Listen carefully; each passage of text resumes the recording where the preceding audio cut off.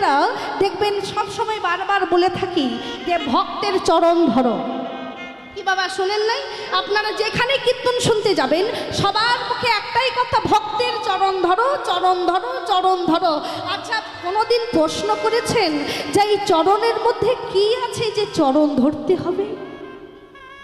চরণে এমন কি আছে গো যে আরো হাত ধরতে বললো না, মাথা ধরতে বললো না, শুধু বলছে চরণ ধরো? কি আছে এই চরণে? শুনে যান।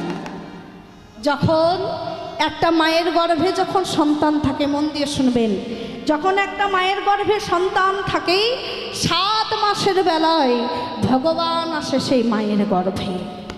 দেখবেন 7 মাসে মাকে 7 ভক্ষণ দেওয়ানো হয়। কি গো মা, দেয় না আপনাদের এখানে? দেয় তো, 7 মাসে 7 দেয়।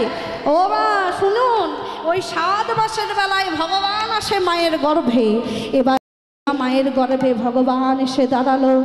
ভক্ত আমার চিন্তা করছে, ওগো ভগবান, তোমাকে বসতে দেওয়ার মতো এই গর্ভে কোনো জায়গা নাই, কোনো জায়গা নাই, তোমাকে দেবার মতো আমার কাছে একটা আসনও নাই। ও প্রভু, বসতে দেবার মতো কোনো জায়গা নাই। দাঁড়ান দাঁড়ান, একটা জায়গা আছে। এই বলে শিশুটি মাথাটা মায়ের পেটের নিচের দিকে করে চরণ দুটো উপরে তুলে বলে, প্রভু বসতে যদি হয় আমার চরণে এসে বসুন।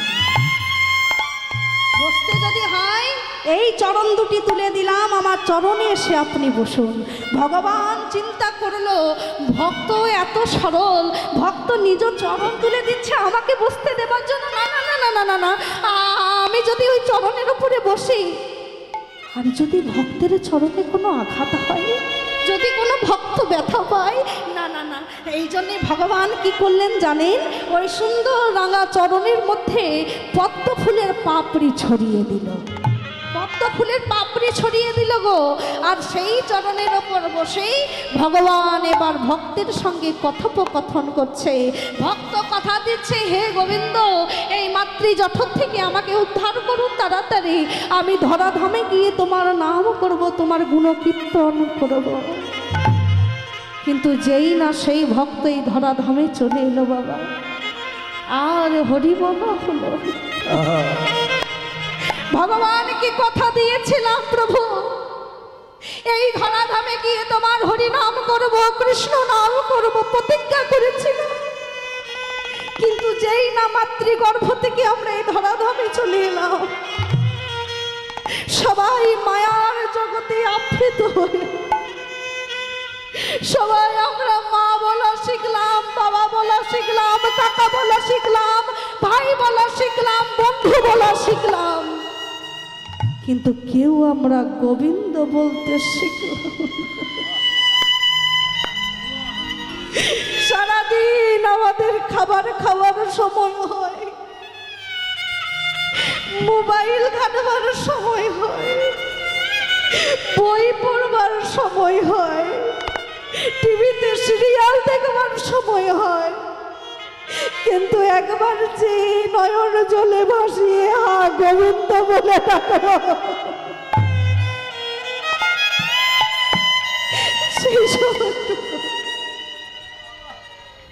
সেই সময়টুকু আমাদের কাছে হয় না। ভগবান বলছে, ওরে কলিহত জি, আমাকে পেতে গেলে বেশি কিছু লাগবে না, আমাকে চরণ ধরতে হবে না। আমি যেহেতু ভক্তের চরণে এসেই বসলাম, তোদেরকে কথা দিলাম, তোরা যদি নিষ্ঠা সহকারে এক ভক্ত হয়ে ভক্তের চরণ ধরতে পারিস, তাহলে ওই চরণে তোরা সবাই আমার কৃপা পাবি পাবি। নিতাই গৌর হরি।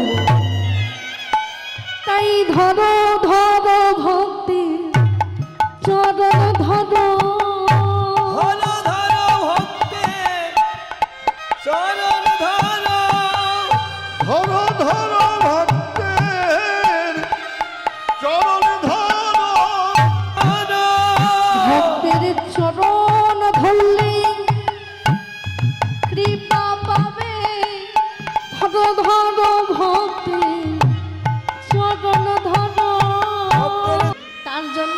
ভক্তের চরণ ধরতে বলা হয়।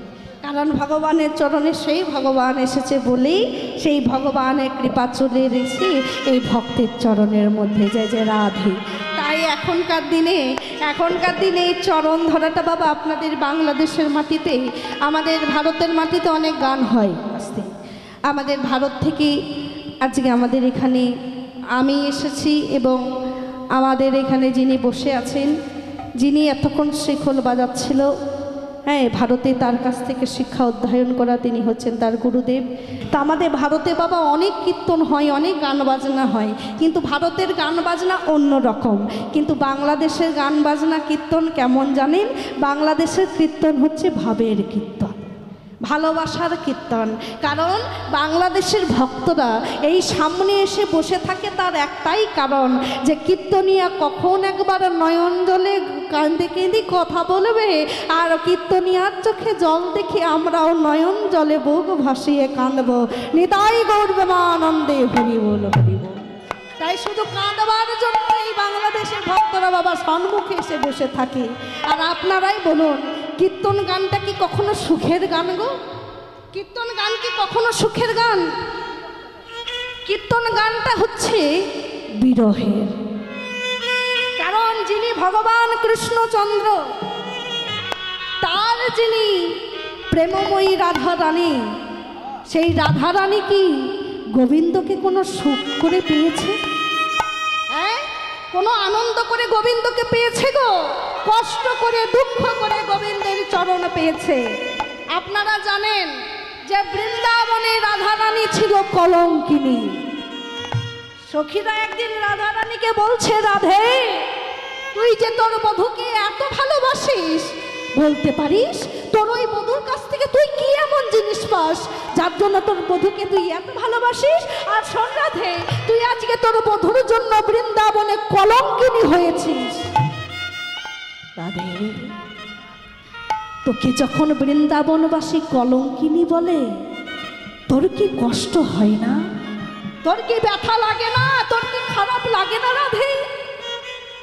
রাধা রানী আমার বলছে, শোন সখী, এই আমি যখন এই বৃন্দাবনের পথে পথে চলে যাই, আমাকে দেখে বৃন্দাবনবাসী সবাই বলে, ওই দেখ কৃষ্ণ কলঙ্কিনী চলে যাচ্ছে।